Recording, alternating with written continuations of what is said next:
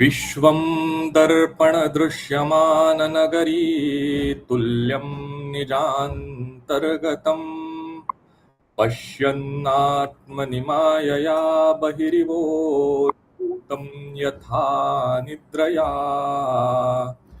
यः साक्षात् कुरुते प्रबोधसमये स्वात्मानमेवाद्वयम् तस्मै श्रीगुरुमूर्तये नमः इदं श्रीदक्षिणामूर्तये दूर्वादलद्युतितनुं तरुणाब्जनेत्रम् हेमाम्बरं वरविभूषणभूषिताङ्गम् कन्दर्पकोटिकमनीयकिशोरमूर्तिम् पूर्तिं मनोरथभुवां भज जानकीशम्. All right. So just give me 1 second. I need to suppress the background noise.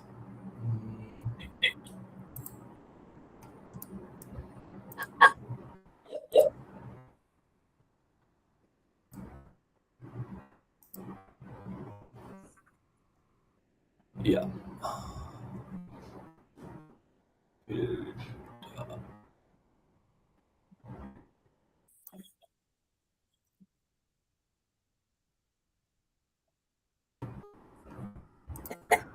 Okay, yeah. So I'll just also share my screen now.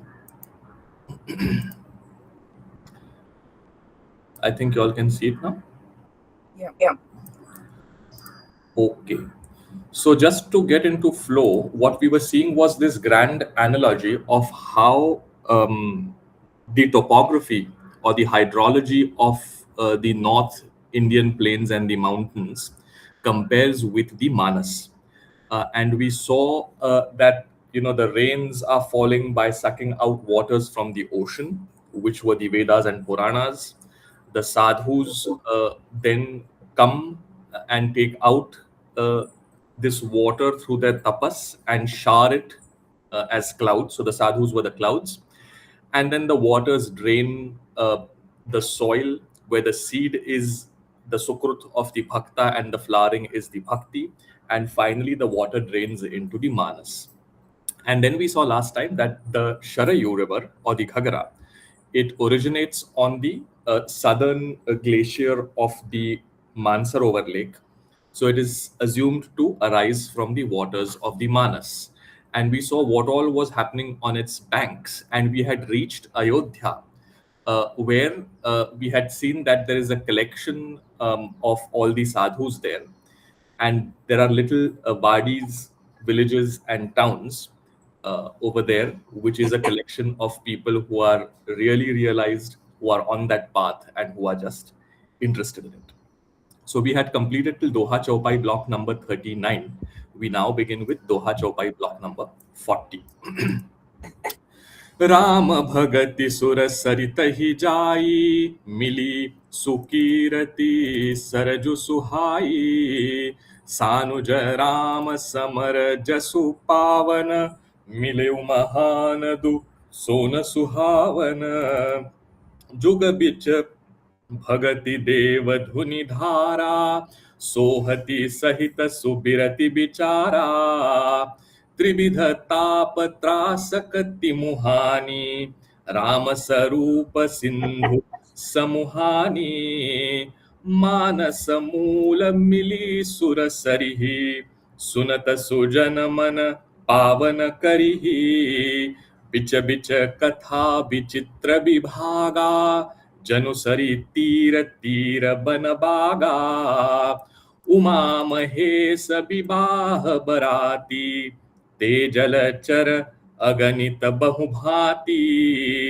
Raghubar जन्म आनंद बधाई भवर तरंग मनोहर ताई बाल चरित चहु बंधु के बनज विपुल बहुरंग नृपरानी परिजन सुकृत मधुकर बारी विहंग.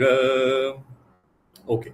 So Rama Bhagati Sura Sarita Hijai Mili Sukirati Saraju Suhai.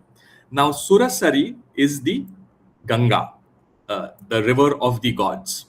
So Rama Bhagati Sura Sarita Hijai Mili Sukirati Saraju Suhai. So he's now basically saying that as the Sharayu that has started from the Manas comes down into the Indo-Gangetic plain and moves on, it finally meets its confluence with the Ganga. So it's talking of the confluence of the Sharayu and the Ganga. So the Ganga, Surasarit, is nothing but Ram Bhakti, and Mili Sukirati Saraju Suhai. And we saw that Saraju is singing the glories of Ram. So the river that represents the glories of Ram finally meets the river that is representing the Bhakti of Ram. So the Gangaji, starting from Gangotri at the feet of Vishnu, going over the head of Shiva, traversing its extremely difficult terrain, coming down to the plains, when Bhakti has that consistency, is able to meet all the odds that comes its way, but still has this never-ending urge to meet the ocean, only then the Bhakti Dhara, which is the Ganga, meets the glory of Ram, which is the Sharayu. So it is after the stability of bhakti, once bhakti has stabilized in one's mind, then one meets the glories of Ram. So he's talking of the confluence of the Sharayu, which represents the glories of Ram, meeting Gangaji. Sanuja Rama, then the flow moves on. So I'll just finish this and then go back to the map. So Sanuja Rama Samara Jasupavana Mileu Mahanadu Sona Suhavana. Then after the Gangaji has met this, has confluenced with the Sharayuji, the two together are then called the Ganga, and the river moves on and then meets the Son, the Sonabhadra from the south. So he's saying that Sanuja Rama, Sanuja is with the younger brother, Anuj is the younger brother. So Ram, with his younger brother, Samarajasu, achieved glories in wars, which were pious. So they had so many wars when they left Ayodhya through their Vanvas right up to the battle with Ravan. So that was the high point, the coda, so to say, of this entire piece. And giving rise to that coda was all the wars that they fought along this cacophony of war, creating the symphony of piousness. So Sanuja Rama Samara Jasupavana, the auspicious glories of war of Ram with his younger brother Lakshman are what? Mileu Mahanadu Sona Suhavana are represented by the Son river, the Sonabhadra. So it comes from the south, which is very interesting. The glory of Ram comes from the north, but because the final battle was fought in the south, the glory of the war comes from the south in the form of the Sonabhadra river that again meets the confluence of the Ganga and Sharayu that has happened earlier to form this grand flow of the Ganga as it passes through Bihar. So the beautiful Son Mahanadu, mighty river, in the form of the battle glories, auspicious battle glories of Ram and his younger brother Lakshman, meet this flow as it moves unstoppably towards the ocean. Now, remember that rivers are normally feminine. It is Ganga, Yamuna, Iravati, Saraswati. There are prominently, I'm sure there are a few others, but there are prominently two main rivers that are male, which is the Brahmaputra. She's a son. Brahmaputra, it is again a nad, it's not a nadi. And then you have Son, which is also a male river. And it is a male river because it represents the mighty glories of war. So the mighty glory, the Aishwarya of war, meets the Madhurya of the glories of Ram from the north in the bhakti flow of the Gangaji. So just to make sure that we are aligned with the topography in the drainage of the river Ganga, let's just quickly look at the presentation. So this was the plane that we had talked of earlier. So you can see over here that Gangaji, you have Varanasi, you have Mirzapur and Vindhyanchal. It is flowing through this Gangetic plain all across through Ghazipur, Buxar, Balia. And then ultimately, just before Chhapra, you see this river. I'll take the pointer, so maybe that's easier. Yeah. So this is the Gangaji flowing over here. This is the Sharayu. So it is coming across over from Ayodhya, coming down, down, down. And just before Chhapra, it is meeting Gangaji. So this grand confluence has happened. So this is the glory of Ram, this is the bhakti of Ram, and the two finally meet after there is a consistency of bhakti that has come a difficult path starting at Gangotri and finally coming down over here. And then Ram graces that bhakti at this confluence. Then this moves on again as Gangaji, and you have the Sonbhadra coming from the south, meeting the Gangaji just before Patna. So this is the confluence that he's talking of, the glories of war from the south, the glories of Ram from the north, and Bhakti in the middle, right? So that's the Indo-Gangetic plain geography that Goswamiji is referring to. And the Valmiki Ramayana also has a reference of Sharayu originating in the Himalayas just south of the Mansarovar. So when Vishwamitra is taking the young children, Ram and Lakshman, adolescents, in the forest, when he asks Dashrath that I need these children to protect my yajnas, they hear a huge noise, of mighty gushing flowing waters, and they ask, what is it? And Vishwamitra then tells them this is the confluence of the Ganga with the Sharayu that starts from the Manas. So right from the times of the Valmiki Ramayana, it was an established understanding that the Sharayu originates at the Manas, which is technically not entirely correct because it originates on the south glacier of the Manas. But within that 50-mile radius of the Manas, these mighty rivers flow. The eastward flowing Brahmaputra, the southward flowing Ganga, Jamuna, Sharayu, and the westward flowing Indus or Sindhu. So the Manas, because it is geographically the center point of the drainage of the entire South Asian plain, it also becomes mythically and historically very important. So anyhow, so this is the confluence of the three rivers that he's talking of. Juga bicha bhagati deva dhuni dhara sohati sahita subirati bichara. So you saw in the map that the Sharayu is coming from the north and the Son is coming from the south, and the Ganga is attaching itself in the middle to these two. So it is like a three waved braid. So it's like a veni, or a Timuhani with three mouths. So he's saying that Juga bicha, Juga is Yug. In between the two, Bhagati deva dhuni dhara. Devadhuni again is Surasari, or the river of the gods, Ganga.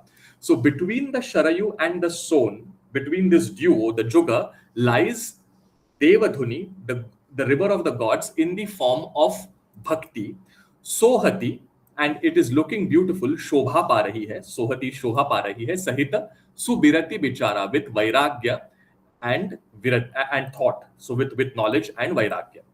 Now, how do we unfold this? So I think a couple of sessions before we had said कि मानस पढ़ा नहीं जाता है, मानस लगाया जाता है. So इस पंक्ति को हम कैसे लगाए? So this subirati, which is vairagya, and vichar, which is gyan, is subirati represented by Sharayu and is vichar represented by Son, or are subirati and vichar parts of the Devadhuni Dhara Ganga in the form of Yamuna and Saraswati that have confluenced with it earlier? What is Goswamiji trying to say? Isko kaise lagaye? Juga bicha bhagati devadhuni dhara sohati sahita subirati bichara. It can go both ways. The Ganga, the beautiful Ganga, the river of the gods, in between is looking beautiful with vairagya and knowledge. So it could mean that these are, the Jamuna, Saraswati, and Ganga itself. So the knowledge is the original Ganga, Bhakti is the Yamuna, and the hidden strain Saraswati is knowledge. And these three then pass on and form the greater Ganga, which then meets the Sarayu in the form of Bhakti. So this we had also seen earlier, that once the confluence has happened, can you really say that the Ganga is knowledge, or it is Bhakti, or it is knowledge, Bhakti and Gyan? Can you really make that differentiation? Once the confluence has happened, the devotion of the Jamuna, the knowledge of the Ganga, and Saraswati in the form of Gyan, can you really differentiate what is what? You have to take them ahead smoothly. Now, once they reach over here, once they have reached Sharayu, he's saying, Goswamiji is saying that Bhakti is Devadhuni Dhara. Gangaji represents Bhakti. But Subirati and Bichara can be interpreted and in two ways, that they are already part of it in the form of Yamuna and Saraswati, or Bichara is the Son and Subirati is the Sharayu. Now, how does Sharayu become Virati and how does Son become Bichara? When you see the kind of bloodshed that war brings in, you realize the futility of it all, and you start going deeper and questioning what it means, which leads to knowledge. And hence the Son represents knowledge. If you are coming from top, when you start singing the glories of Ram, आपको अगर राम में राग हो जाए तो आपको विश्व से वैराग्य आता है. So you start losing color of the material world if you start coloring yourself in the color of Ram. So once the Sharayu, which is representing the glories of Ram, starts flowing down, then your natural interest in the material world starts fading away because you start enjoying the glories of Ram, which is how the Sharayu represents Vairagya. So this can mean that the Sharayu is representing Vairagya, and once you start reflecting on the futilities of war, which is the Son river representing the glories of war, you slowly start understanding the transient nature of the world and then start moving towards knowledge. So it can mean that these two are represented by the Sharayu and the Son, or it can mean that they are already integrated into the Ganga in the form of Yamuna and Saraswati. I think earlier when I was articulating it in a confused manner. Let us put this straight. So the Ganga, Yamuna, and Saraswati. Saraswati is normally considered the hidden form, which is knowledge. Ganga ji is considered bhakti. And Yamuna, then, so you have Gyan, Vairagya, and Bhakti. Sorry, Ganga ji is considered Vairagya, and the Yamuna is considered as Bhakti. I think I was talking of Ganga ji as Bhakti earlier, so I just stand corrected. So so just to repeat, because the articulation was not correct, Ganga ji is Vairagya, Yamuna is Bhakti, and Saraswati is knowledge. And this three knotted river has already come and met the glories of Ram and the glories of war from below, is one way to interpret it. The other way is to say that let Ganga ji just represent Bhakti, and we will say that Sharayu is Subirati and Son is Bichar, rather than having it in Saraswati and Yamuna. Anyhow, so there's a lot of literature, a lot of argument that goes on, isko kaise lagaye. I find these two laganas the more sensible ones. There are 24 other laganas of this verse, but these two make the most sense. So Tribidha Tapatrasaka Timuhani. Now this three-knotted river, so it is a double-braided river of sorts. It has knotted into three at the earlier confluence of Gangaji, Jamunaji, and Saraswati. And that one thick braid then comes down further and knots itself again into the northward flowing Sharayu and the south flowing Son, which is to say that it creates a double three-knotted river, Tribidha Tapatrasaka Timuhani. And this three-knotted or three-mouthed river is the reason why all your three taps will be removed from the world. We've seen this multiple times, what the three taps are: Adhyatmik, Bhautik, and Daivik. So Adhyatmik is everything related to the self, Daivik is everything related to something that is beyond your control, and Bhautik is the materiality of the physical world. So the worries arising from these three can be resolved by this grand Ganga river, which is blessed with the confluence of the Son and the Sharayu, Rāmacaritamanasa Sindhu Samuhani. And it is rushing where?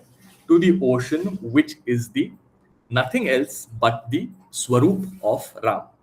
Now, just see how this whole journey is concluding. I think it was Eliot in his Wasteland who says that the end of any journey is to come at the beginning and for the first time understand where we were headed to, or something of that sort.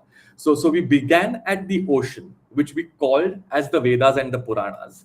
The waters have been sucked, the clouds have showered down on the Manas, the rivers have flowed, but where are they flowing back? They're flowing back to the ocean, which is what? Which is Rāmasarup. So Goswamiji is completing the loop here, saying that the Ved Puranic ocean, which is so huge, can be sublimed and said to represent that Ram. It is the form of Ram.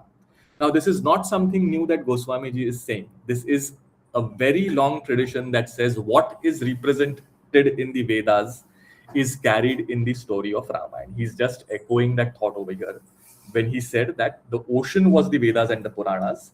Finally, this entire flow of rivers is reaching where? to the ultimate truth of the ocean, which is nothing but Ramasarup Sindhu Samuhani. So it is rushing, gushing. There's a certain inevitability of a river gushing towards the ocean, which is the Bhakti Dhara of the Ganga, taking in everything together. So just see what a beautiful image this is. So if we say Yamuna is Bhakti, if we say Ganga is Vairagya, and if we say Saraswati is Gyan, then you are already fortified by these three. And then as you come down to meet and to reach that moment of realization, you are fortified further by the glories of Ram, which is Madhurya, and by the glories of war, which is Aishwarya. So you need not be, cornered and having a very drawn out face with the weight of knowledge. Knowledge can be lightweight, it can be carried very easily because you're fortified with Madhurya, sweetness, and Aishwarya, glory. And this is how you ultimately reach your original starting point, which is the ocean, which is nothing but the Swarup of Ram. And all this is possible, remember, only because of the grace that Ram is shoring on all of us. Without that grace, without that kripa, this would not ever be possible. So the quality of mercy is not strained, it droppeth as the gentle rain from heaven upon the place beneath. I think this was from Merchant of Venice. So this is that same quality of compassion. No one is asking for it. You ask for a drop and it floods you with love. So that's the compassion, that's the love that the bhakti of Ram showers on you as you start rushing towards the ocean, which is the Swarup of Ram. Okay. Manasa Moola Mili Sura Sarihi Sunata Sujana Mana Pavana Karihi. So when Manas Moola Mili Sura Sarihi, Manas Mool में कौन सी नदी आती है? शरयू जी. वो किसको आगे जाके मिलती है? Surasarihi, Ganga ji को. So he's again referring to the confluence now.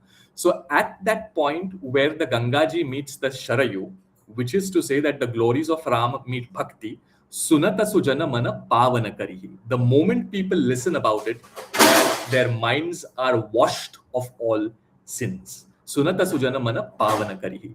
Bicha Bicha Katha Bichitra Vibhaga. Now, as this river flows on its banks, Janusari Tira Tira Banapaga. There are many beautiful groves and forests along the banks of this river, which are what? Bicha Bicha Katha Bichitra Vibhaga, which are other stories that will come along, like the marriage of Shivji and Parvati ji, the reason why the Avtara stories take place, how was Ravan born, what were the multiple reasons for it. So all this is paraphernalia, it is the penumbra of the main story, and those are like the forests and groves on the banks of the river. So he's now, remember the poetic beauty that he's creating. When we were studying the lake, we saw that it has these mango groves around it. Now he's repeating that imagery on the banks of the river. So he's saying that the banks also are full of these groves and forests, which are nothing but other stories that embellish this Bhakti Katha. Uma Mahesa Bibaha Barati Te Jalachara Aganita Bahubhati. We had also seen the fish and the other Jalachars in the Man Sarovar. He's reflecting that imagery back over here, saying that the river also has many aquatic bodies, and they are immeasurable. You can't count how many fish or how many species are there in the Ganga from the source to the mouths.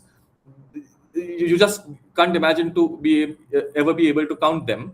And he's saying that these aquatic creatures are like the Barati in the marriage of Uma and Mahesh.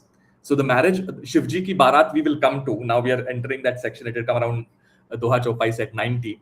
But he's making a reference to that, saying the aquatic creatures are the Baratis of Shivji's marriage to Parvati ji. Raghubara Janama Ananda Badhai. And when Shri Ram was born, many Badhais were sung. Badhai is a kind of song. I think most of you all will know it, especially those who come from Bihar. It is a particular song sung in a particular meter, having a particular gait, which is sung at the time of birth.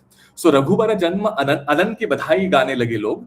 What are they? They are the bhavars and the tarang, which are beautiful. So as the river gushes down, you see many vortices and many waves. So the vortices that form the bhavar and the tarang are the waves. Now the vortice, the whirlpool that you see in a river, if you start going down, it goes very deep, very deep. It's not superficial, but the wave is superficial. So when you start relishing the stories of the birth of Ram, you start reflecting Okay, but he's Brahman. How can he take birth? If he was born, is he Brahman?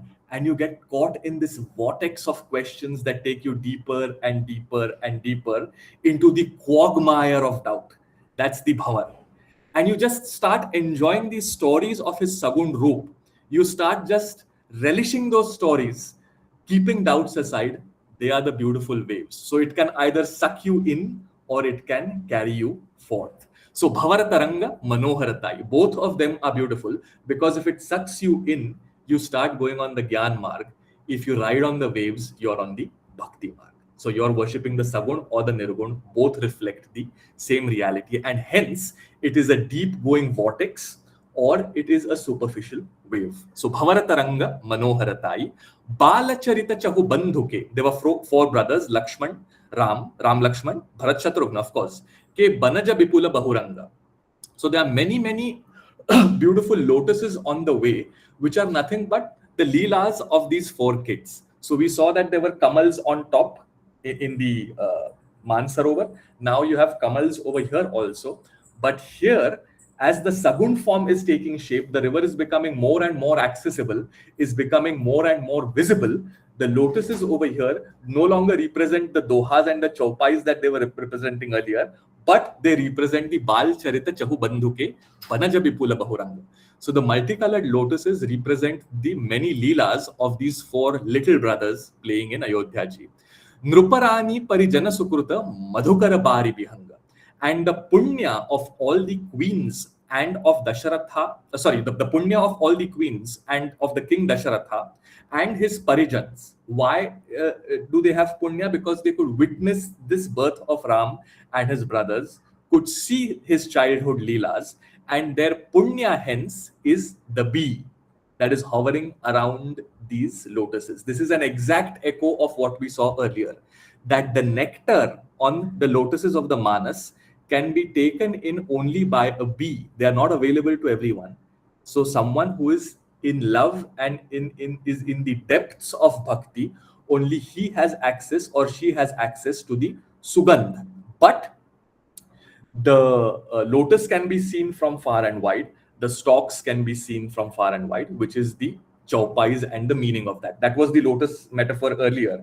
Over here, he's saying that the lotuses, which are the charit of the four brothers, are accessible to the people of Ayodhya along with the king and queens because they have a collection of punya, which is nothing but the bees and the other water birds that fly and hover around Ayodhya, taking in this beauty of the Charit of Ram. Remember, Kak Bhusundi, the crow, is also witness to the Bal Leela. So there'll be references much later in the Uttarakhand, in the end of Rāmacaritamānasa, when Kak Bhusundi says that I have witnessed these Leelas when Ram was a child in Ayodhya growing up, and he's that Bari Bihang, the water birds floating around Ayodhya.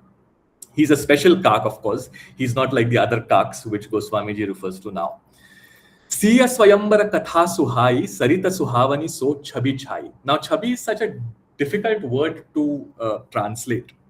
So, Chabi is the radiance that you get from a face. Chabi is a reflection. Chabi is beauty. So, you have a river, but then you have a certain tree reflecting itself in the waters. You see the birds flying above and the waves then suddenly changing the whole reflection. This entire feel that comes out of that living, moving entity is the Chabi. It's not just a static image. The movement that is happening, the liveliness of that picture, so to say, is the Chabi. So it's a reflection and image beauty. And he's saying that this Chabi of the river, because of the waves rippling, the reflection suddenly changing shape, a certain beauty is created by just looking at it. What is that? Siya Swayambara Katha Suhai. It is the beautiful story of the Swayamvar of Sita and Ram. So the Chabi of the river, in which at one point in time the water is completely quiet and it is reflecting the blue sky. At night it starts reflecting the circular moon. Suddenly wind blows and the whole moon is dispersed as a silver shimmer on the river. This is the Chabi. So he's saying that this Chabi is nothing but the beauties of the Swayamvar of Ram and Sita. Nadi nava patu prasna aneka kevata kusala utara sabibeka. So beautiful. Now, if you want to cross this river, this ocean of bhakti, and if you want to reach knowledge, you will need a now. You will need a boat. And what is this boat? It is all the questions that we ask of the Ramayana. So, नदी में पार जाने के लिए जो नाव है वो पटु प्रश्न है, अनेक तरह के पटु प्रश्न है. So he's saying that the river has many boats aligned on it. If you go to Banaras, you'll see that entire shore lined with these little boats. What are they? They are the questions that you ask of the Ramayana, but they are patu prashna. So if you ask the question as a pandit, saying यहाँ पे ये कहा है, वहां पे ये कहा है, यहाँ पे लेकिन ऐसा कहा है, इसका मतलब क्या है? The person answering the question assumes that you know a lot and gives you a very short answer, लघु उत्तर. But if you say हम तो मूड है, हम and genuinely, not a stance, without any hypocrisy, हम तो mood है, हमें इसकी समझ नहीं है, then the person you are asking the question to, वो उस प्रश्न की उकल करेगा. He will unfold that answer to you. So a patu prashna is to know when to ask a question with mudhata, with a certain ignorance, and when to ask a question with knowledge. That discretion is the patuta, and the now is the question. So you can ask questions, but if you don't have the boat on which you ask those questions, you will just vanish and drown in the river. You also need someone to navigate you through the boat. So you say, हाँ कोई बात नहीं, मेरे पास तो नाव है, मैं खुद चला लूंगा. I'll do my own research. I have the arrogance of my knowledge. It will still lead you somewhere else and not to the shore that you want to go to. You need a kevat. So he's saying, kevata kusala uttara sabibeka. The answers given with the right knowledge, wisdom, with the right discretion, understanding where the question is being asked. Kevata, so there is a beautiful story. There was one bhakta who was very proud of his knowledge. And he says, I have read all the Upanishads, not listened to. I have read all the Upanishads, Purans, but I still don't understand who am I. So he goes to a guru and says, who am I? And the guru listens to all him and he says, well, it depends on who is asking this question. So to be able to understand where a person is coming from, is he coming from a corner of extreme pain? Is he coming from a corner of curiosity? Is he coming from a corner of genuine search for knowledge? Is he coming from a corner of deep bhakti? To be able to understand that and then give him an appropriate answer, which is not false, but which also resonates with his mental state, is the job of the kevat, who is navigating that question boat and taking you to the right answer depending on who the passenger sitting in the boat is. So the kevat in the Ram Katha is nothing but, Goswami ji says in this grand analogy, the person giving you the right answer and navigating the boat question to take you to the right shore. Where were we? Okay, so I think we already jumped into the next Doha Chaupai block without reciting it. Siya Swayamvara Katha Suhai, Sarita Suhavani Sochabit. What I'll do is I'll complete this then, and then I'll recite it. So, Nadi Nava Patu Prasna Aneka, Kevata Kusala Uttara Sabibeka. Suni Anu Kathana Paraspara Hoi. Now, on the banks of this river, great stories of Ram are being told. And then, let's say you go for a party. There's a lot of gossip. इसका क्या चल रहा है, उसका क्या चल रहा है. So from that gossip, GOSSIP, drop the two S's and replace it with D. And then there is, or drop one S and let's replace it with D. So gossip becomes godsip. So when a katha is being recited, people, so if you go to a beautiful music program, let's say you're listening to a music program of the late Vidushi Kishori Amonkar or of the late Pandit Kumar Gandharva, we say कि श्रोतागण कान में संगीत भरे हुए, they went back home with a heavy heart wanting for more. When they walk out of the auditorium, they were singing क्या Malcolm's की note यहाँ स्वर यहाँ पे कैसे लगा है. It was so beautiful. You know, that noise, that mood, that environment, that bhav, they carry after the performance is over and they go chit-chatting about that. Similarly, Goswami ji is saying that once the katha is told, on the banks of this river of bhakti, then pathika samaj soha sari soi. Suni anukathana paraspar hoi.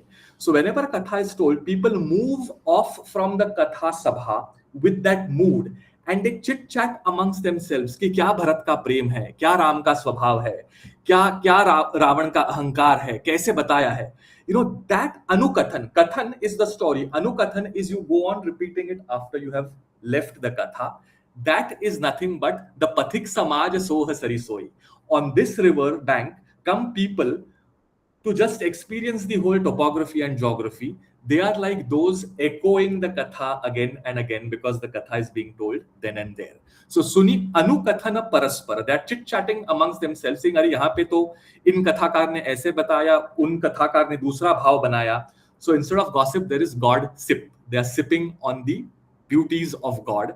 And that is the Pathik Samaj on the river. Ghoradhara Bhrugunath Risani. And we know that one bank of the river is always on the higher side and the other bank is the floodplain where the water floods. And the river comes gushing through in monsoon, crashing both banks. That, he says, is the anger of Bhrugunath, which is Parshuram.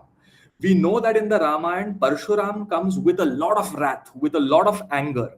He is shouting, he is screaming, saying, Ram ne dhanush kaise toda? Ye to Shiv dhanush hai. Who could do this? Who is this person? A very wise man, but extremely wrathful, very angry, mercurial. And he says that to this wrath and mercuriality of knowledge, Khata Subadha Rama Barabani, the beautiful, cooling, soothing talk and wording of Ram, is that he takes this mercuriality of knowledge.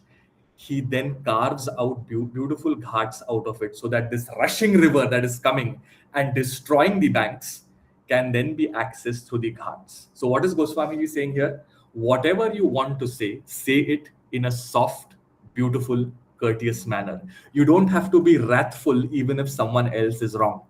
Parshuram was a great scholar, a very wise man, but he was full of wrath, and his wrath was dammed, was banked, was controlled by the words of Ram.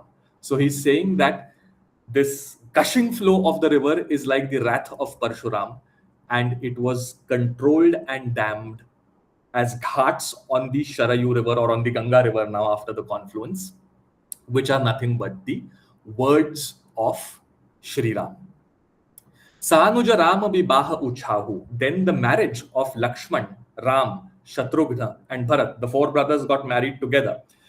That the utsaha, the enthusiasm in that marriage, so subha umaga sukhada sabakau. That is like the flooding that happens of the river in the monsoon season. But it is not a destructive flooding, it is a productive flooding. So if you see the alluvial banks on the Gangetic plain, even if you go to Banaras, the other bank is almost empty because that's the flood plain. But very, very fertile soil. So in the monsoon, the water has to break the bank and enter those fertile plains, so that the waters bring that alluvial soil, nourish it, give the potency to the earth, give it fertility, and then crops can grow out of it. So he's saying that the enthusiasm, the overflowing enthusiasm in the marriage of the four brothers is like this flooded river flooding the flood plains of the Gangetic plain, and it is so beautiful and auspicious. So subha umaga sukhada sabhakahu, because it is very pleasurable to everyone, because it gives you the fruit of bhakti. Kahata sunata hara sahi pulakahi. Just looking at those flooded flood plains, talking about it, everyone has hair standing on end, everyone is happy. Te sukruti mana mudita nahahi. And in those flood plains, the happy mind then takes a holy dip in the Ganga during the monsoon season. So this is not, you never take a dip in the Ganga in the early monsoon season. He's talking of the fading monsoon. When the monsoon is fading away, the floodplains are flooded, the alluvial soil has done its work, the river is still flowing in full flow, and that's when your joyous mind takes a dip in the Katha. He's comparing that with the flooding of the plains of the Ganga. Ramatilaka hita mangala saja paraba joga janu jure samaja. Now, there are many festivals that are happening on the banks of the river. There's Dev Diwali, there's Shivratri, there's Ganga Pujan. What is all this? This is all the auspiciousness, as it were, that was there in the town of Ayodhya when it was announced that Ram is to become the next king, Ram ji का तिलक होने वाला है। ये जब सब गांव वालों ने सुना, अयोध्यापुरी ने सुना, तो उत्साह की उमंग उभर आई। And that is like the festivities happening on the banks of the river. काई कुमति के कई के काई कुमति के कई केरी, and the algae, the green algae that comes on the river is like the bad thought of Kaikai. She just destroyed all this utsah of the villagers, and that kai or the algae on the river are like the kumati, the bad thoughts of Kaikai. Pari jasu phala bipati ghaneri, because of which pari, you slipped. So when there's algae moss on the steps, we normally tend to have a slip. So he's saying that all the people who are happy in this utsaha, they slipped on this moss, which was the kumati of Kaikai, bipati ghaneri, and fell into deep trauma because of the going to the vanvas of Shri Ram. समन अमित उत्पात सब भरत चरित जप जाग। And ये सब जो हो रहा था यहाँ पे, people were so happy that Ram is going to become the next king, उनके तिलक की तैयारी हो रही है। And then suddenly they slip on this algae of the kumati of Kaikeyi. Then all ये जो सब उत्पात मचा था, उसको शांत किसने किया? समन अमित उत्पात सब, this immeasurable pain and confusion that was created in Ayodhya, उसका समन, that was quietened by the character, the nature of Bharata, his japa and his yajna. Just imagine what would have happened if Bharata would have said, well, everything is fair. It is an assigned act that he has to go to the forest. It's not as if I'm usurping it with a fight. That's the command of my father, and I'm just doing as appropriate. Would it have been dharmic? Yes, in fact, there is this whole conversation of Jabali in which he's telling Bharata, Bharat, look, it is dharmic for you to take the throne because this is what has been decided by your father who's the king. Is Bharata following the law in letter or is he following it in spirit? He's following it in spirit. And that spirit of Bharata's character quietens this utpat that has happened on the banks of the river because of the algae of the Kumati of Kaikai. Kali agha khala avaguna kathana te jalamala bagakak. And then, even though Bharata is behaving in this way, there are many who say, "Arey, ye kya pagalpan hai? Isne kyun nahi raj kiya? Haath mein aaya tha, wo chhod diya." We say a bird in hand is worth two in the bush. Iske haath mein to do birds hai, dono chhod diye isne. Kya matlab hai? So all this Kali talk is the herons and cranes and crows that are hovering to pick the insects from the algae. So the same analogy was used at the Manas, that the crows return because there is no algae there, but now this is the river that is flowing through the world. So bhakti has to traverse itself through material existence, and you will meet algae on the way, you will tend to slip. So Goswami ji is giving us a warning bell saying this may happen, and he's saying they are the crows and the herons who are waiting to pick the insects out of the algae, which are nothing but all are Shadripus of Kali Yuga. So Kali Agha Khala Avaguna Kathana Te Jalamala Bagakag. So this is where Chopai Doha block 41 ends. In the flow of the narration, I lost track that we had crossed a Doha. So I'll recite this block now and then we'll open up for questions. सिय स्वयंवर कथा सुहाई, सरित सुहावनी सोच बिछाई, नदी नाव पटु प्रश्न अनेका, केवट कुशल उतर सबिबेका, सुनि अनुकथन परस्पर होई, पथिक समाज सोह सरि सोई, घोर धार भृगुनाथ रिसानी, घाट सुबद्ध राम बरबानी, सानुज राम विवाह उछाहू, सो शुभ उमग सुखद सब काहू, कहत सुनत हर सही पुल काही, ते सुकृति मन मुदित नहाही, राम तिलक हित मंगल साजा, परब जोग जनु जुरे समाजा, काई कुमति के कई केरी, परी जा सुफल विपति घनेरी, समन अमित उत्पात सब, भरत चरित जप जाग, कलि अघ खल अवगुण कथन, ते जलमल बगकाग. All right. Any questions for these two Doha Chaupai blocks?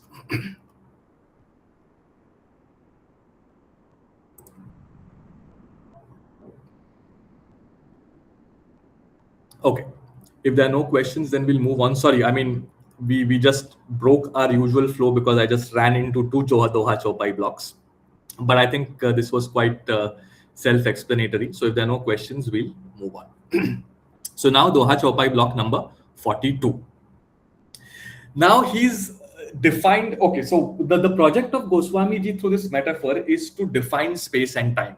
So he's defined space in the form of this whole topography from the Manas to the ocean. That part is now done. The river has met the ocean. Now he's defining time. So space and time, the mental space and the mental time where we need to be in while understanding the katha, while enjoying the katha, is what Goswamiji is building up for us over here. So space definition is done. We began with the ocean, we ended with the ocean. Now the cycle of time has started. He's now defining the 6 ritus. So the cycle of space and the cycle of time that we need to be in when we are understanding the katha is this sublime space-time matrix, not the material space-time matrix. We need to be in this space of the Manas. And now the 6 ritus, what are the 6 ritus? He'll now start defining them. So that's Dohā Chopai block number 2. Yeah, Preeti. You're on mute. Your screen is frozen. Okay. Just to tell you. Am I now? No, Preeti, maybe that was just for you. It wasn't frozen. It's not frozen. Not frozen. Okay. Okay. I'm again now. I'm sorry. Okay. Can you see it now, Preeti, the screen, or it's still frozen for you? Please go ahead. If everybody can see it, it's fine. I can hear you perfectly well, so that's fine. Okay. We are on Dohā Chopai block number 42, in case you're referring to the text offline. Okay.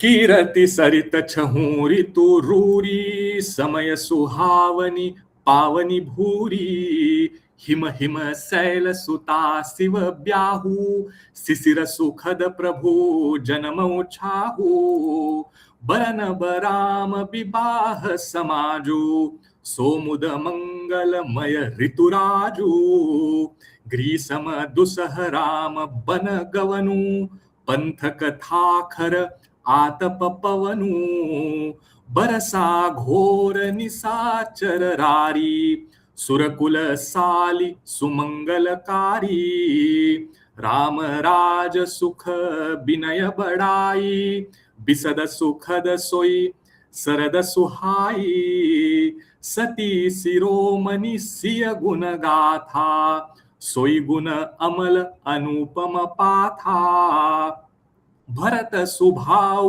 सुशीतलताई सदा एक रस बरनी न जाई अवलोकनी बोलनी मिलनी प्रीति परस्पर हास भायप भली चहु बंधु की जलमाधुरी सुबास. Okay, so now we begin the time cycle. Kirati sarita chahu ritururi. The glory of this river does not cease to exist, or it does not reduce in any of the 6 ritus. छहू ऋतु में इस सरित की कीर्ति प्रभावी है, रूरी है, सुंदर है. In all 6 ritus, the beauty of this river is always there for us to see.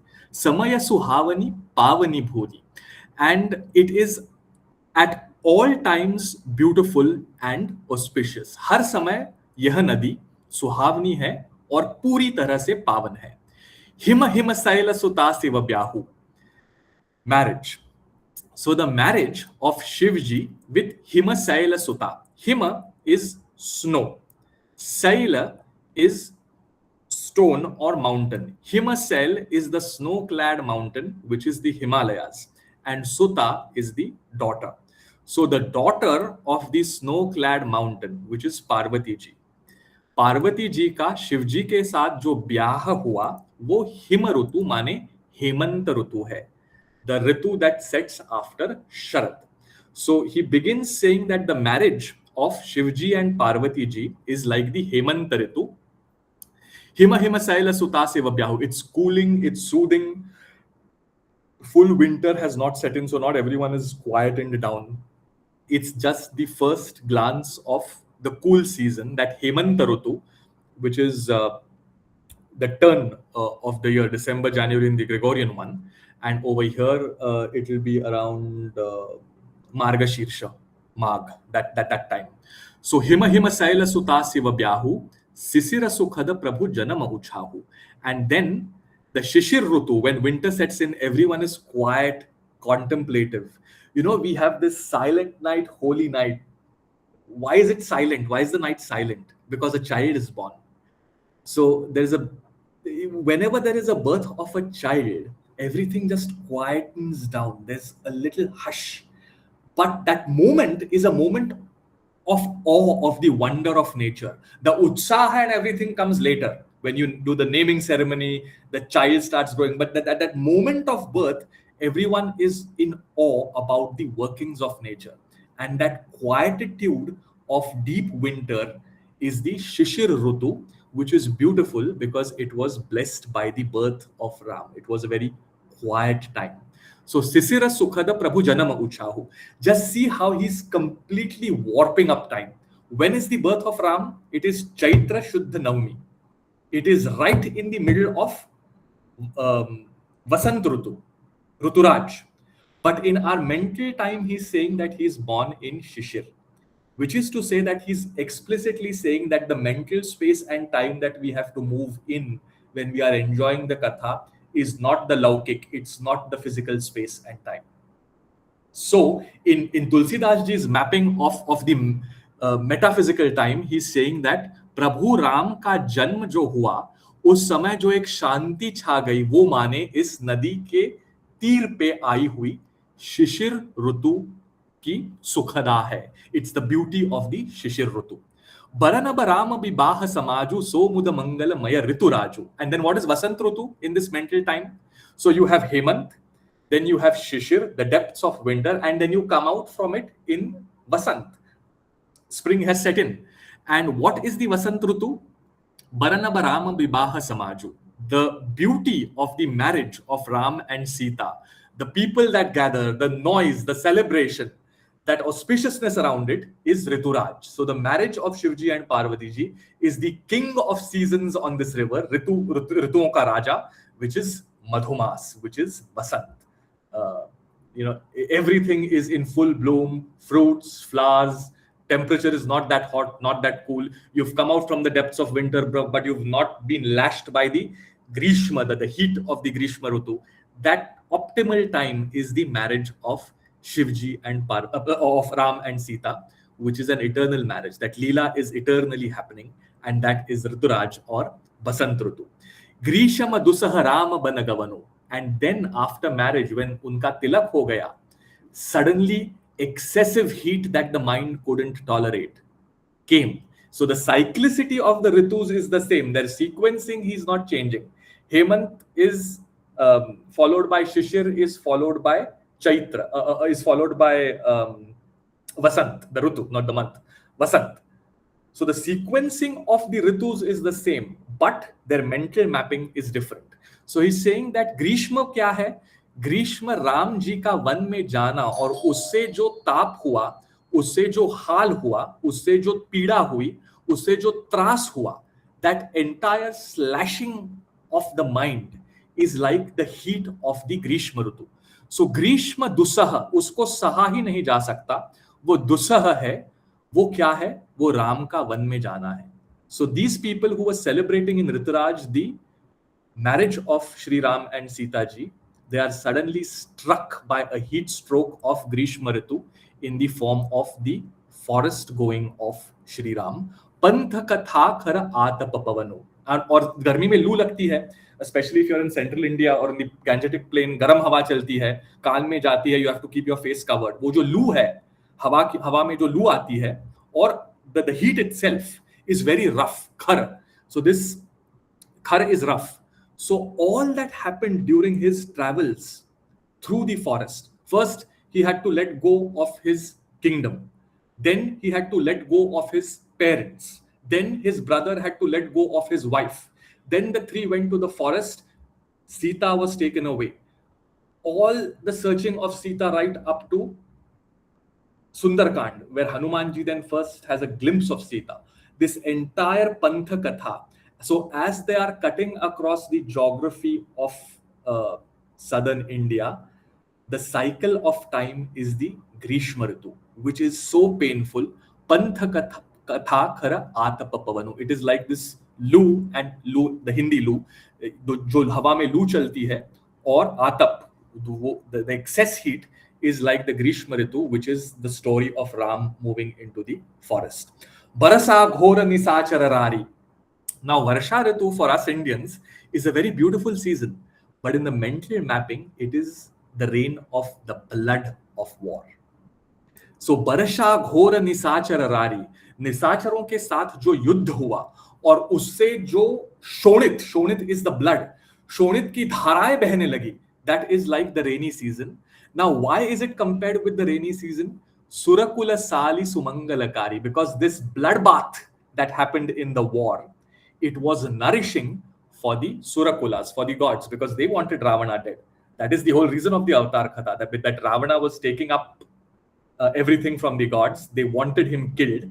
And this notion that the war is on, there is rain blood or blood rain everywhere, it was making the seeds of the Surakulas Mangal. So it was basically ensuring that gods succeed and demons or Rakshasas don't. And that was in the form of the blood rain, which was the Barsharutu.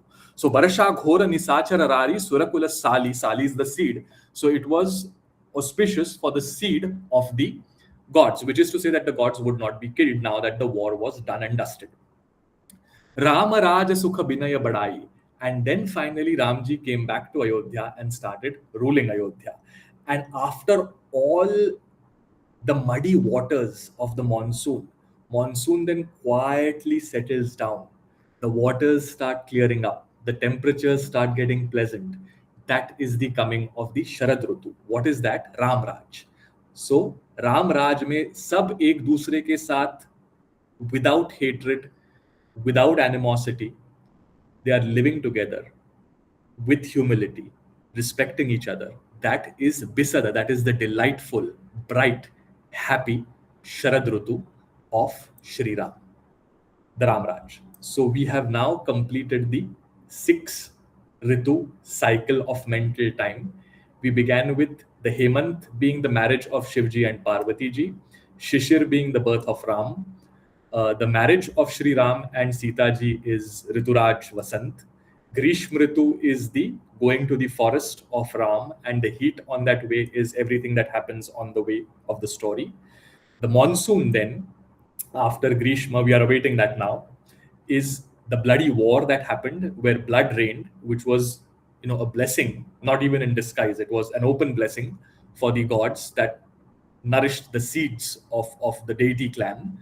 And then finally you have the 6th Ritu, the Sharad Ritu, which is that of Ram Raj. When all this cycle has happened, then you quieten down into the Sharad Ritu. And this also is a peg. Last time we were talking of textuality and intertextuality. So the Sharad Ritu is also where the Rasa Leela has happened. We have now this is the moment you think of Sharad, you think of Ras, of Navratri. So remember that Ram and Krishna are the same. It's the same grand Brahman taking these 2 avatars. So in the Ram Katha, the Sharad Ritu is that of Ram Raj. But in the Krishna Katha, the Sharad Ritu is when there is excess love, compassion and union between the gopis and Krishna. That is the Sharad Ritu of Krishna Katha. And the Sharad Ritu of Ram Katha is the compassion, humility, respect, lack of animosity that we have to experience to live with each other peacefully. Because if this context of peace, love, lack of hatred is not there, the text of love cannot flow. So the context is set by the Ram Katha, and then the Bhagavat in the Rasa Panchadhyayi overflows with this love for divinity. So there are 5 chapters embedded deep in the Dasham Skand, the Ras Panchadhyay, and they are extremely beautiful verses. If we get time, I'll just recite a couple of them after we've done with the Doha Chaupai block. But the Sharad Rutu is a peg to jump from one text into the other, which is to say that the context of the Sharad Ritu is created here to jump into the text of love. Sati Siromani Siya Gunagatha, Soi Guna Amala Anupama Patha.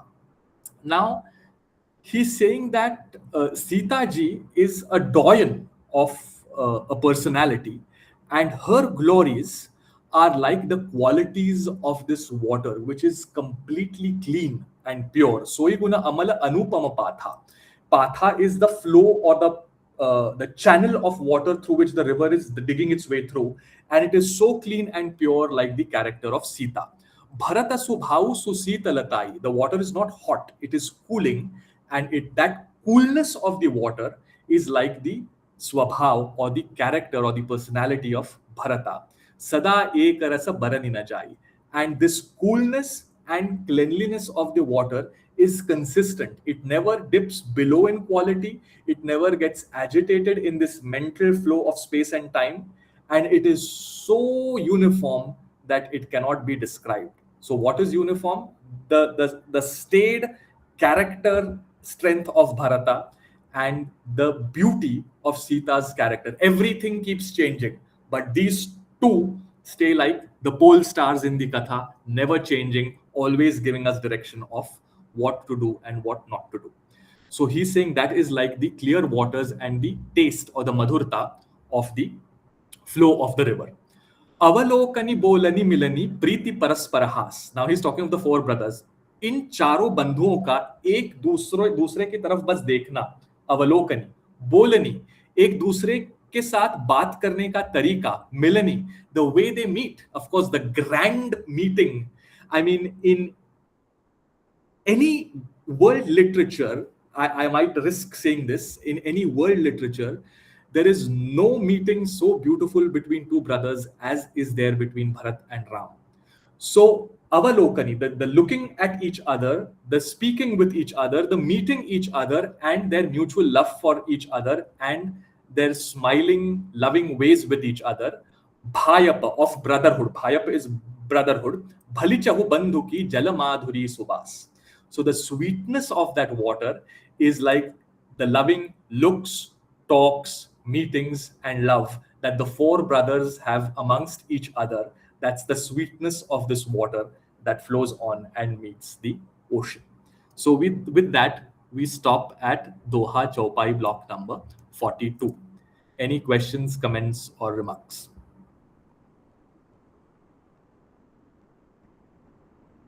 Thank you, Santosh. It was really beautiful to learn about the seasons. You always heard about the seasons change, but it's so important to know the meaning behind each seasons, and how all our festivals are also defined by this season's change.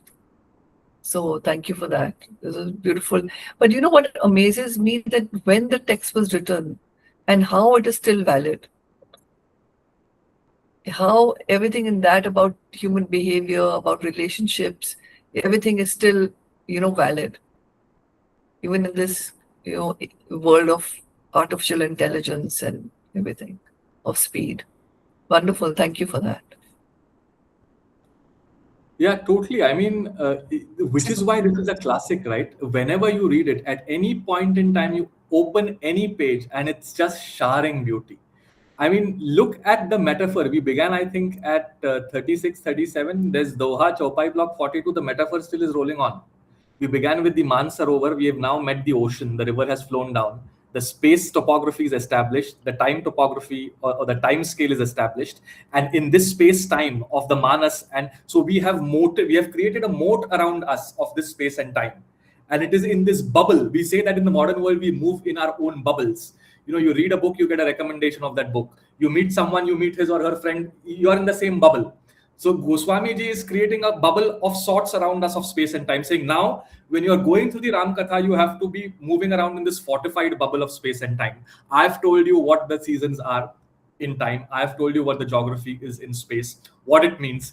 Keep that space-time matrix in mind as I take you through the Katha. says Goswamiji.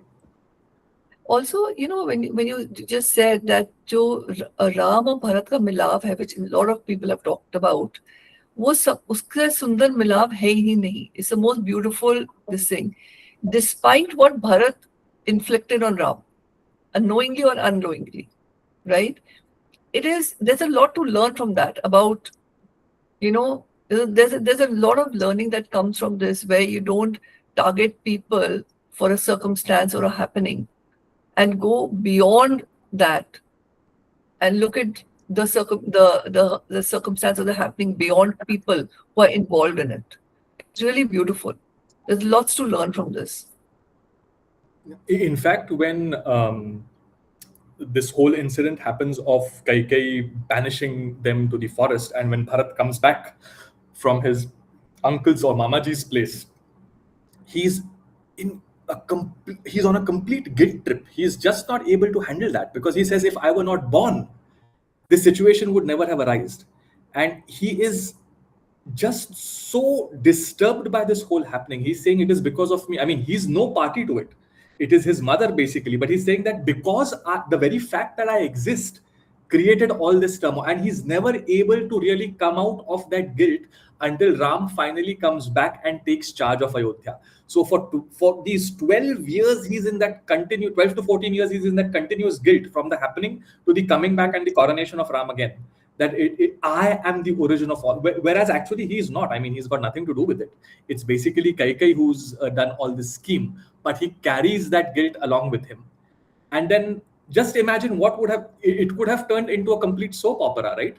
That there's a father, there's a farmer, she has a child, the child is wanting to take up the estate, the elder son is vanquished. It could have turned into a complete material soap opera. The reason why it flips into a spiritual story is because of the behavior of these characters. The story frame is no different than what happens in day-to-day life. What they do in the story is what makes Ramayana what it is. So in Hindi, there's a beautiful sentence that says, Ram ban gaye. Ram became Ram because he went to the forest. Ram ban gaye. So it's a pun on ban. Ban is the forest and ban is also banna. So Ram bane kyunki Ram ban gaye. Had he not gone to the forest, had he taken the advice of Dashratha himself, who says, you know what, Kausalya, your mother. So Kausalya is also prodding Ram, saying, Matru Devo Bhavo, Pitru Devo Bhavam. The Mata comes prior to the father. And you are listening to your father when I am in pain? And he says, no, because the command was not given by my father. It was given by my mother, Kaikeyi. So he doesn't even differentiate between Kaikeyi and Kausalya. He says that you're right, that the mother comes before the father. And he then flips the argument, saying that's precisely why I'm going, because the order came from Kaikeyi. It's not the order from Dashratha. Dashratha then says, just, obey the law in spirit. Ek ban mein chakkar laga ke aao. Yahi to tha na. I have to keep my word, that's true. But just let's technically keep it. Ek hafte bhar chakkar laga ke aao. And then take charge of the kingdom. He says, no, that's not right. If you've given your word, and if she's commanded me to go, I will do it in spirit as well. So there's always this contradiction between following the law in letter and in spirit. And we see this happening in Mahabharata as also in Ramayana. This debate continuously happening over there. Beautiful. Okay, so on Sharad Rutu, because we are talking of this, I'll just talk a few moments about the Bhagavat, because the Ras Leela between the gopis and Krishna is often misinterpreted. Remember that the Bhagavat is written in 12 cantos, and it is in the 10th canto, chapter 29, 30, 31, 32, 33. These 5 chapters are the Ras Panchadhyay. It is after having gone through all the stories of the Bhagavat from chapter 1 to 9, after having gone through all the Bal Leelas of Shri Krishna, when your mind is completely cleansed and you are receptive to the message of love, that the Ras Panchadhyay unfolds. It is interpreted very wrongly because people directly read the Ras Panchadhyay and completely misinterpret it. But it is the summum bonum, so to say, of the Bhagavat, this complete compassion and union with God. So the Sharad Ritu of the Ramayana, as I said, sets up the context of the Ramraj, where there's complete peace, equanimity, harmony. And on that canvas, you can start painting the memories of love, which is the Ras Panchadhyay of the Bhagavat. So I'll just recite a couple of verses from the Rasa Panchadhyay. Let me see if I can quickly have access to them. Yeah. So, Bhagavan Pitaratri Sharadot Mallikaha Viksharantum Manaschakre Yogamaya Mupashritaha. So that Sharadrutu is talking to this Sharadrutu over here, in which Vyas, the great writer or author of the Bhagavat, is saying that there was a beautiful moonlit night of Sharadrutu, of Sharad Purnima. Seeing that night, Krishna just thought as part of his Leela that he will now start enjoying the beauties of this night with the power of Yogamaya or Prakriti. And then the next verse goes, Tadoduraja kakubhakkarairmukham pracha vilimpanna runena shantamaihe sacharashanina mudagachucho mrujan priya priyaya ivadirghadarshana. So when Krishna thought in his mind to enjoy this beautiful night of Sharadrutu, at that time the moon arose and it embraced the eastern side as a lover who has long gone away from his house comes back and embraces his beloved. So the tone of love, the tone of union, the tone of compassion is set right from the word go in the Ras Panchadhyay. But this can be understood only with the context of the Ramayana that we have set. Otherwise, this is like, it's a love poem, which it is in many ways. But to be able to understand the many layers of it, you need to have a prepared mind. And then, Drishtva kumudvantam akhanda mandalam ramananabham navakunkumarunam vanancha tatkomalagobhiranjitam jagau kalam vamadrisham manoharam. And when Krishna, seeing this beautiful expanse of the Sharadritu moon, he saw the clear skies, he saw the beautiful night lotuses blooming everywhere, and then he decided to play his flute. And the notes of the flute started flowing in the night depths of the Sharadritu on the sandy white banks of the Jamuna river. These streams of the flute started flowing into the ears of the gopis. Nishamya Geetam Tadanangavardhanam Vrajastriyah Krishna Kāṇḍa Ajagmuranyonyamalakshitodyamaha Sayatra Kanto Javalola Kundalaha. Nishamya Geetam. Hearing the noise of this flute, the gopi folks, someone was milking cows, someone was feeding children, someone was serving food. They just let go of everything. Why?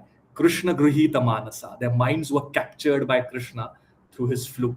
So the music of eternal love had taken charge of their minds and they just left whatever they were doing. Ajakmuranyonya malakshitodyama. They were not knowing that this is happening to every other gopi. Every gopi was thinking that this flute is being played only for me and it has captured only my mind. They just let go of everything that was happening. And unknowing of the fact that other gopis are also running around, all of them rushed out of Raj onto the banks of the Yamuna, Sayatra Kanto, where the beloved was there, Javalola Kundala. And in that rush of run, their earrings started dolloping on each and every side. In that rush, they started going towards the Yamuna. And that's how the Ras Panchadhyay begins. And it just goes on and on and on. I mean, one verse after the other is just marvelous. But of course, we are not doing the Ras Panchadhyay. I just wanted to bring forth the hook of the Sharadrutu and how the Sharadrutu speaks very differently in the Bhagavat. It's not differently, it's the context is set in the Ramayana. The Bhagavat then picks up the text of the language of love.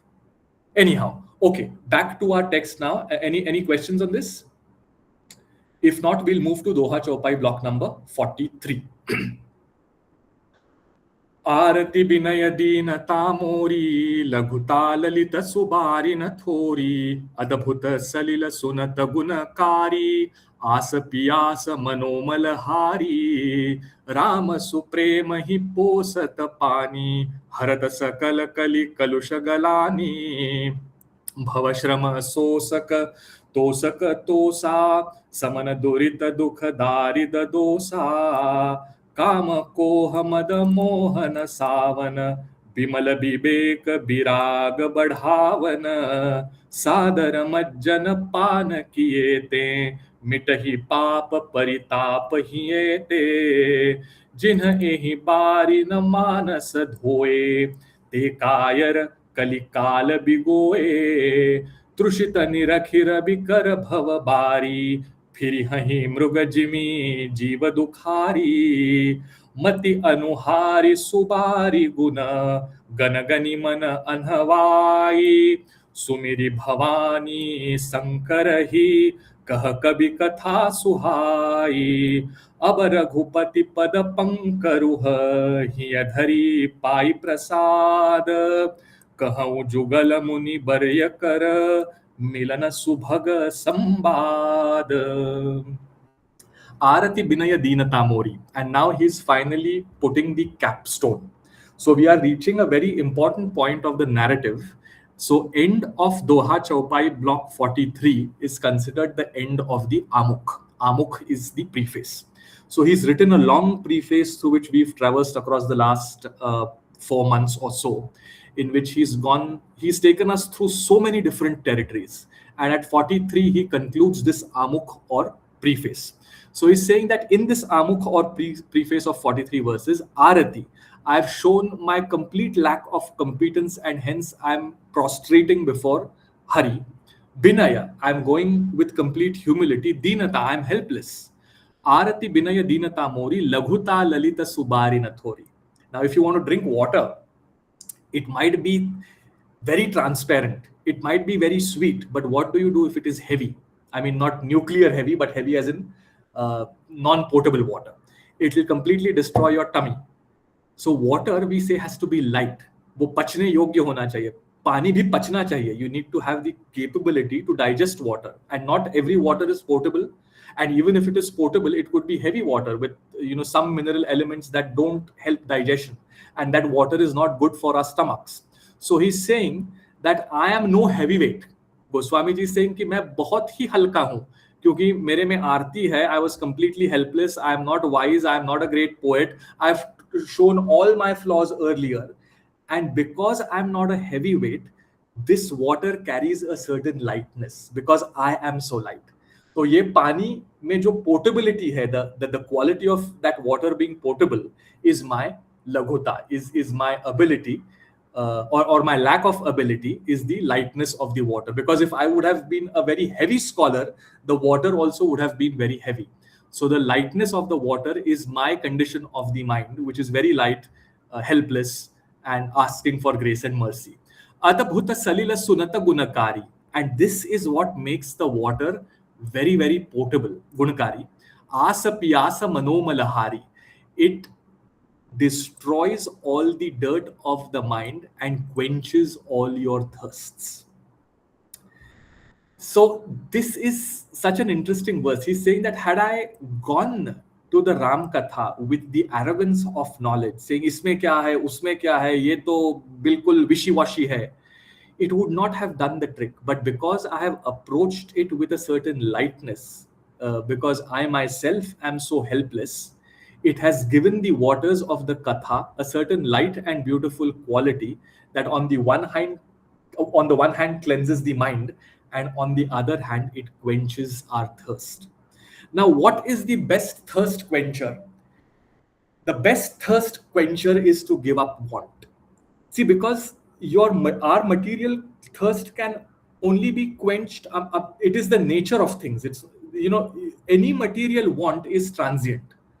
And the joy is most of the times in chasing what you want, not really in the getting of it. Because the moment you get it, you enjoy it for a few days and then you are on your next quench. So the best thirst quencher of material want is to quench want itself, is to let go of want. And that is what the Katha does. Toshaka tosha. He'll come to that later.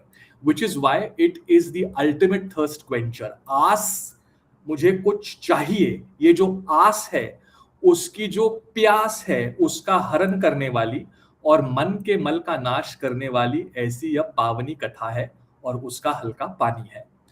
Ram supreme ही पोसत पानी।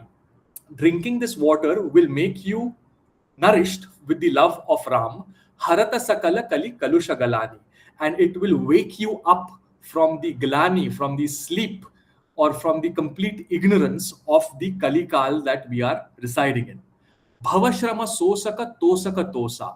It will take away all your thakavat, all your tiredness that has come to you from your roaming around in the material world. So bhavashram में घूमते हुए जो थकावट आई है उसका ये शोषण कर लेगी. It will take it away.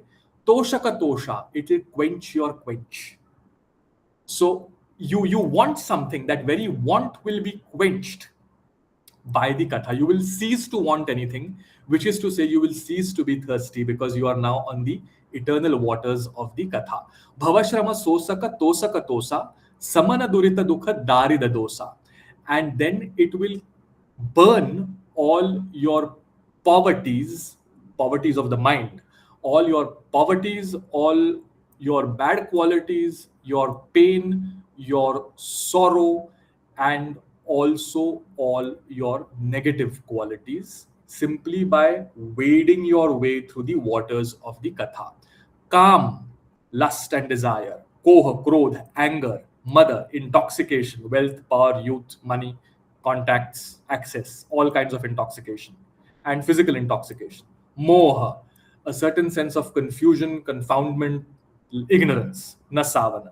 The story, the waters of the story will destroy your lust, anger, intoxication, ignorance.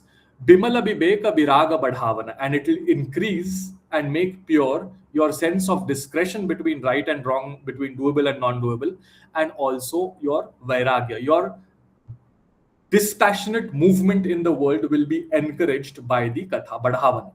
Sadara majjana pana kiyete. If you then take a dip of your mind in these waters, mitahi papa paritapa hiyete. The paritap, the burning of your heart will be quenched. Now, remember, the tone of Goswamiji is not that of a revolutionary. We've talked about this earlier also. Now, this, what he's basically saying is that you have to take a dip in the thoughts of your mind. But he's not telling us to go away and not take a dip in the physical Ganga. He never says that. He says, do that and do this as well, but this is more important. Whereas Kabir ji, Ganga न जाऊ जी, न जमुना में जाऊ जी, ना कोई तीरथ नहाऊ जी, 68 तीरथ है घट भीतर, उन्हीं में मन मल नहाऊ जी. So with Kabir ji, he's out loud and clear saying, out with this, you don't need to do that. That's a very revolutionary approach. Both approaches are required in a society at different points in time. But Goswami ji is taking a more harmonious, quasi-static approach, saying, do that. While doing that, reflect, but this is more important. So he's basically prodding us to take a dip in the mind, our internal minds, which is the manas. The river is also flowing from there. The ocean is also within us of the glories of Ram. He's just saying, let your mind take a dip within, inside, with respect. Sadara majjana pana kiyete mitahi papa paritapa hiyeke. And all the worries and burnings of your heart will be destroyed. Jinha ehi bari na manasa dhoye. Those who refuse to take a dip in the waters of this manas of the heart, they kayar, they are cowards. Kalikala bigoye. They are cards of Kali Yuga. They are not very strong men and women. Trushita nirakhira bikara bhavabari phirahi mruga jimi jiva dukhari. For them, they will want to drink other waters of the material world, because they are not ready to turn the eye inward and take a dip in the waters of the Ram Katha residing in the heart. They will then chase waters of the material world. What are they? They are like a mirage. They are like a mrugajal. You think water is there, you run there, the water is gone. You see another mirage somewhere else, you run there, it's gone.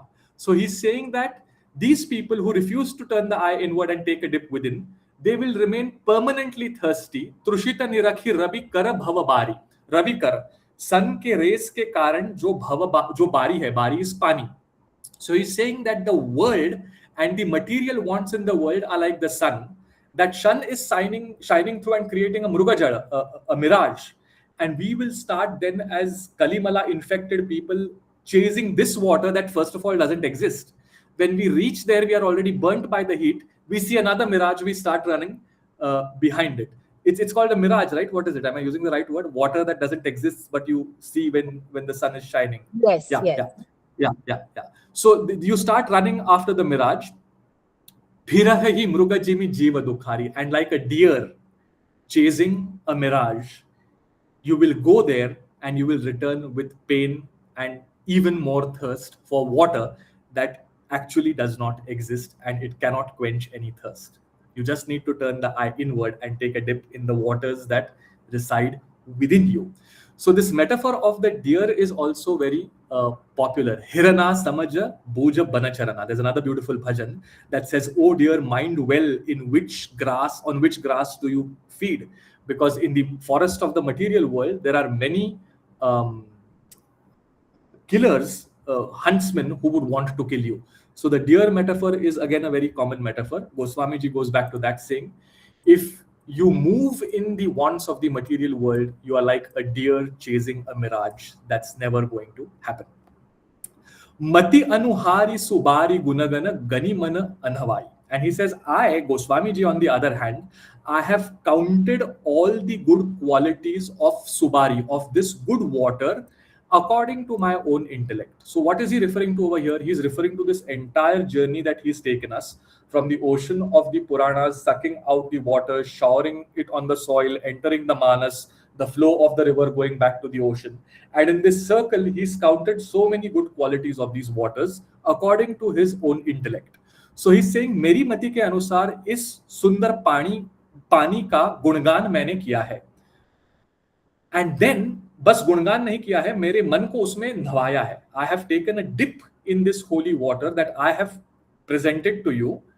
Sumiri Bhavani Sankarahi, and now I bow down, or I remember Bhavani and Shankar, and now I will tell you the beautiful katha. Kaha kabhi katha sohai. So this is basically saying now I end my preface and begin with the katha. But now the katha that is going to begin is of Shivji and Parvatiji. Aba Raghupati pada pankaruha hiyadhari pai prasad. I now have got the grace, the prasad, the blessing of the lotus feet. Pankaruha pada. Pankaruha is a lotus, something that grows out of dirt. Panka is dirt. Pankaruha is growing out of dirt, which is a lotus. Pada. I have now got the grace of the lotus feet of Raghupati in my heart. Keeping that grace in my heart, kahahu jugala muni barya kara milana subhaga sambad. Now I bow down to Shri Ram, and I will now tell you the story of the Muni duo, Jugal. What is the Muni duo? Of course, our very favorite, Bharadwaj and Yagyavalkya, one of the four conversers of the Katha. Kara milana subhaga sambad. So now I will begin telling you, remembering Shivji, Parvatiji and Shri Ram, as to how the duo Yajnavalkya and Bharadwaj met. What made Yajnavalkya tell the story of Ramayana to Bharadwaj Muni, how all that happened, I will now start telling you that story. So from Doha 1 to Doha 43, Goswamiji has prepared our mind to now start entering the waters of the Katha. The Ram Janam is still far, far away. He is now going to talk of the narration of how Yajnavalkya and Bharadwaj met. Where did that meeting happen? And in that conversation, he's going to embed another conversation of Shivji and Parvatiji that will lead us to the marriage of Shivji and Parvatiji. So all that will now start flowing in the coming days. Okay, so over here, I think we can stop. We have 2 more minutes. I'll open the round for any questions or remarks on everything that we covered today, or anything else.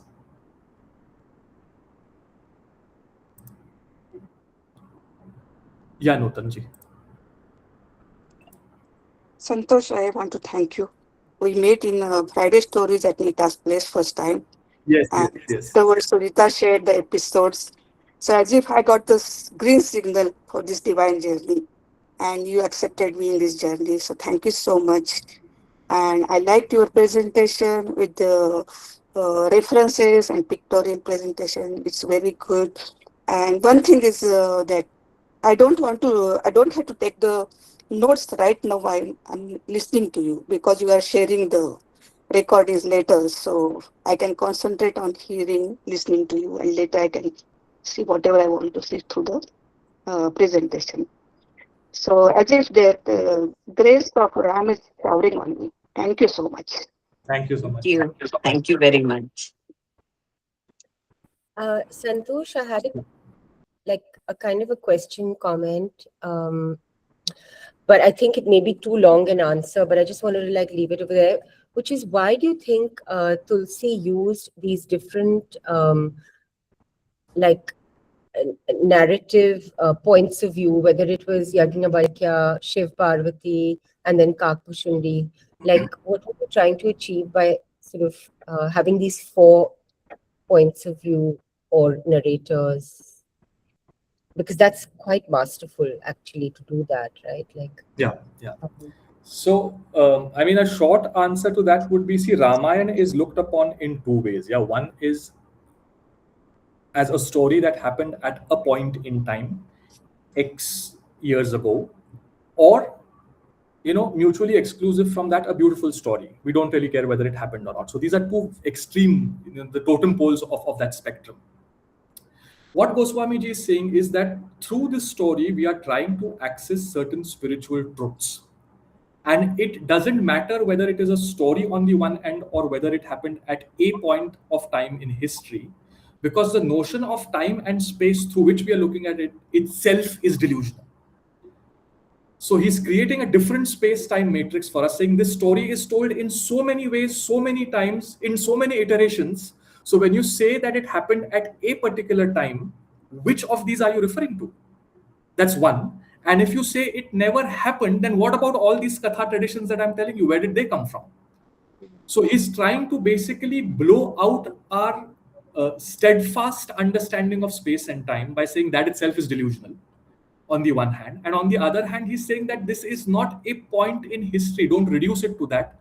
It is an eternal story ever happening again and again and again, which point he tries to bring forth through these 4 narrators. He just confuses us completely as to chal kya raha hai. And I think that's the trope he uses to get us out of this steadfastness, saying it has to be X years ago, it has to be at Y location, it has to have these dramatis personae. He says alag alag yug mein katha alag alag hoti hai, or that's totally okay. Thanks. Anything else? Just to carry forward from that, so once earlier when you had also talked about Ramayana, the house, Friday stories, there is this gentleman, Nilesh Oak, who has, really, he's studied, and he's an archaeologist. If you're nodding, so you know of him. Him and another lady, Rupa, full name, Rupa Bindu. Yeah. So they've got it. They've kind of dated, given dates and places, exact places as to where and how the events that happened during that Mayan transpired. So I don't know what you want to say about that. Just curious. That's not really my area of interest. So I've not looked at their work, to be very honest. So I think it's inappropriate for me to comment on that. Okay, so but I approach the Katha as a rasika. So for me, whether it happened X years ago or Y years ago, doesn't really change my way of looking at the Katha. It is going to happen all over time, again and again and again, as we were saying earlier. That's my perspective of looking at it. And everyone is entitled to have their own perspective on it. So so the point where I'm coming from is that, when we were growing up, stories of the Ramayana and the Mahabharata were, there were certain incidences and there were certain events that were really focused on more than some others. And of course, what I'm listening to now was never really spoken about, so that this kind of understanding is completely new, and it'll take some time for it to, I think the repeated listen will probably help me to understand it in maybe with more depth. But the point that I'm making is that from then, for it to be kind of a religious thing to it kind of being a door to spirituality, to a door to self-reflection, introspection. And of course, following what the outside world is saying, they've kind of been now relegated to itihas. And I'm using the word relegated because I feel they're just so much bigger than just itihas. So my point, I'm not able to kind of say it, is जैसे आप बोल रहे हो कि युगों में बोली जाती है रामायण, कथा चलती रहती है, right? And which is why Hanuman ji is here, पृथ्वी लोक में है. How are the two really running parallelly? I mean, I don't know if that is just a narrative or that is mithya. I don't know if you. I'm really kind of. They're just two very parallel worlds that are not kind of meeting or merging at any point of time, from which more strands may emerge. I think we'll probably touch upon that as we move ahead in the next couple of weeks. We'll revise this question again. Maybe there'll be some resolution in the coming weeks when we start talking of the samvads of the four conversations. Okay, we are 5 minutes late. We'll conclude with our concluding prayer. Yatra yatra Raghunath Kirtanam Tatra Tatra Krutamastakāṇḍalim Vāshpavari Paripurnalochanam Marutim Namatarakshasantakam.